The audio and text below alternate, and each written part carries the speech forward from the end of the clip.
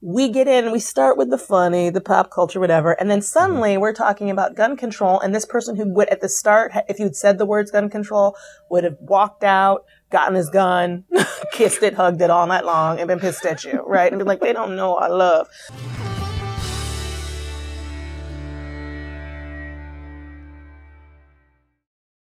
From the Center for the Study and Teaching of Writing at The Ohio State University, this is Writers Talk. I'm Doug Dangler. I am joined today by Angela Shelton, an actor, writer, and half of the comedy duo Frangela. Got that right? That's right. All right. Angela is the only person to have been a cast member of every Second City theater. She earned a BA from the University of Michigan in History and Women's Studies, but we will not hold that against you. Thank you. Here. She is in Columbus with the 2012 Pop Impact Symposium on the Humanities and Popular Culture. Welcome, Angela Shelton, to Writers Talk. Thank you. So your panel at the Pop Impact Conference focuses on how queer, feminist, and critical race theories trickle down into the creation of popular culture. Mm-hmm. What are your thoughts on this? Tell me how that happens.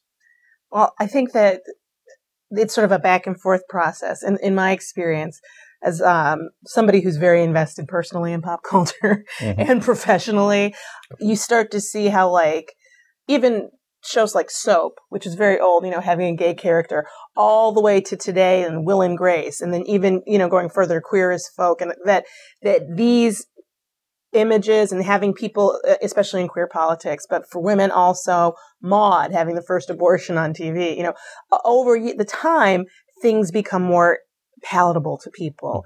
And clearly, especially we can see, I think, in queer politics and in the LGBTQ community, that pop culture has been able to get people ready, I don't really care if they're ready. It's going to happen anyway. To be honest, I don't know why I'm acting like I care, but that it's helping people get past some of their prejudice because they're being confronted with people in a way and in a forum where they get to laugh, and it's not like they feel like it's not in their face. I always believe, I'm a comedian, and I always believe that if you can get somebody to laugh, you can get in, and you can get in a way that they don't expect. Okay. Well, tell me about how you arrived at being a comedian. What was your path to that, to get that kind of access?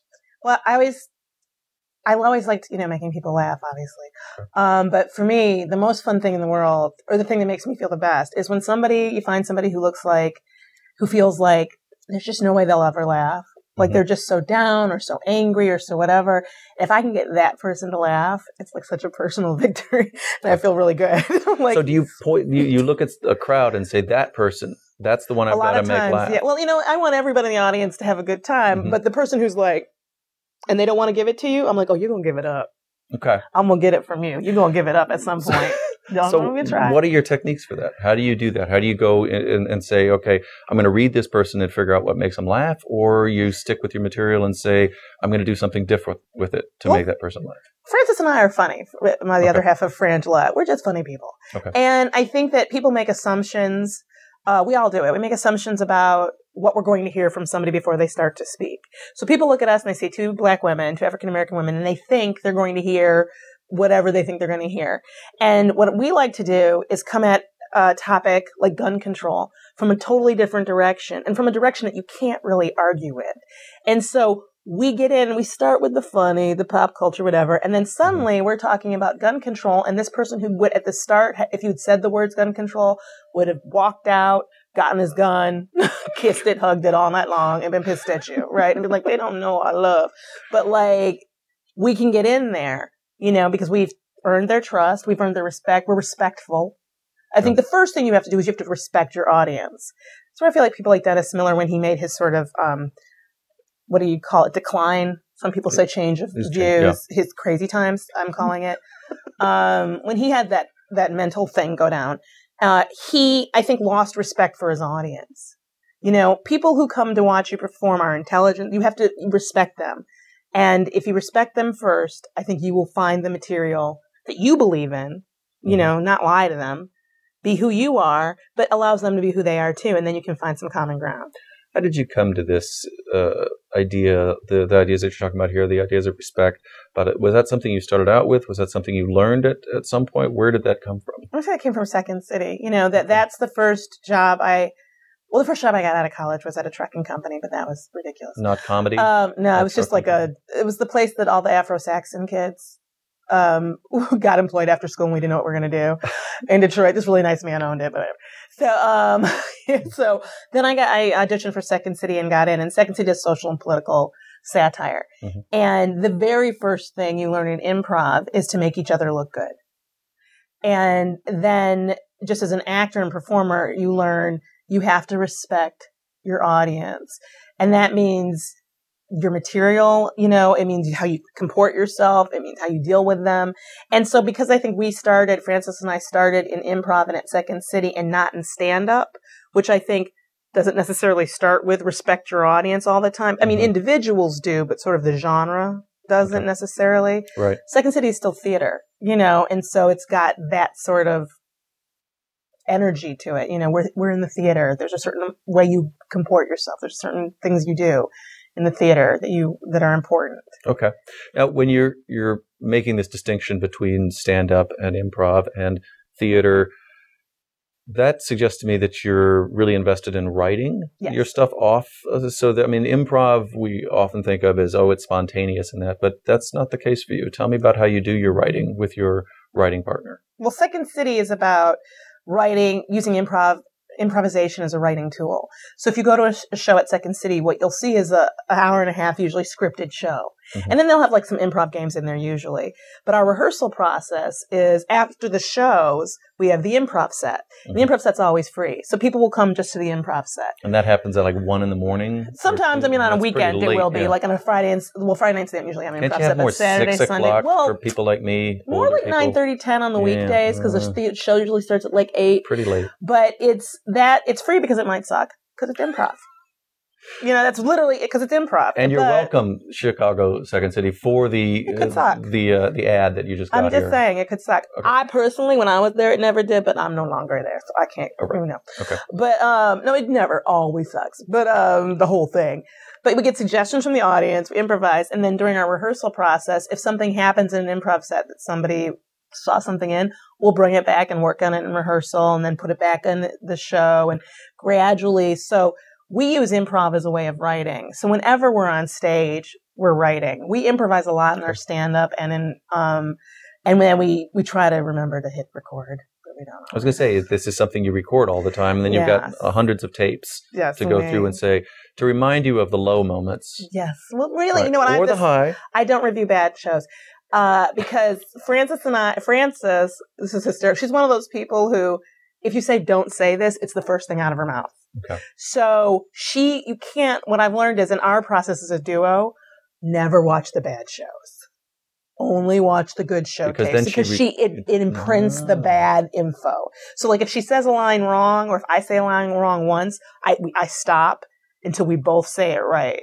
During the show or yes. Really? And I say, everybody wait. No, when we're rehearsing or talking, I'm like, it's really important because that neural pathway, the wrong neural pathway will get embedded. And then for the rest of our lives, it's the wrong way. All right, cool. Well, tell me, you've been doing this podcast there. Mm-hmm. Frangela's Idiot of the Week. Yes. And you read nominations for someone whose bad behavior has given rise to national notoriety. How much writing and prep work do you do for those? Are those all spontaneous? It's all spontaneous, except we used to, we had a radio show. There was a political news talk radio show on a progressive station in LA, local, which for some odd reason we got a lot of attention for. And it was only on Saturday and Sunday afternoons, like the worst radio slot ever. Like you could only hear it if you were within 20 miles of the station. But all these people really know it. Like all over the world are like, I love your radio show. Really? But we did it as a bit on that show. And so it's now we have listeners, fans. We don't look up any idiots. Every idiot gets sent to us by people. I mean, that's I'm your talking tagline. hundreds. We don't look up idiots. We don't even do any research anymore. We read them, we pick them, and we put them in order, and then we talk about them. But we don't usually talk about them before we sit down for the podcast that much. Some of them are too good not to, but. Mm-hmm. Now, you've done vodcasting, television, punditry, stand-up, improv, comedy, movie acting. What's your preferred mode? What do you go to? I like live performing. Live performing? I really do like live performing with Frances. Okay. I really enjoy us doing stand-up or even, if you it's stand-up if it's at a comedy theater, and it's like a 2-person show if it's at a theater. It's the same material, right? But it's just sort of this. But I really do like live interaction, and I love anything where we're allowed the freedom to be ourselves completely. So I love doing TV work, but in TV commentary. But I really like it when we're like allowed to swear and stuff. Okay, it's hard when you can't swear. Yeah, right now it's difficult since really this is going out on an NPR station. We love NPR. Okay, good. We've done some lot of NPR commentary. On your Twitter feed, you have comedy bits, but also political commentary like today's Romney wants to stop hiring teachers. Okay. What's your take on the intersection of comedy and politics? Where does the rubber meet the road for you? Well, it's again Second City. That's where I started there when I was 21. And now at 23, it's been a long time.